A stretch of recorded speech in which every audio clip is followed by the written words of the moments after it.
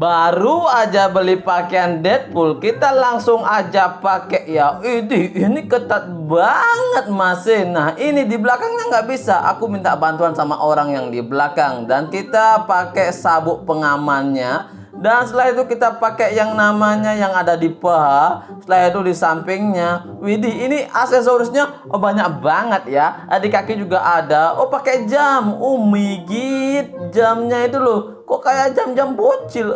Jatuh lah. Astaga, sepatunya nggak cocok. Mending pakai sepatu yang biasa aja ya. Dan sekarang aku mau pakai yang namanya topengnya. Pistol udah. Oh, belum. Ini pedangnya. Banyak banget senjatanya di Deadpool lama-lama ya, nggak ribet apa ya. Pakai sarung tangan lagi. Topengnya. Oh, itu yang di bawahnya. Oh, ini topengnya kita pakai. Deh, udah jadi. Keren nggak tuh? Yeay.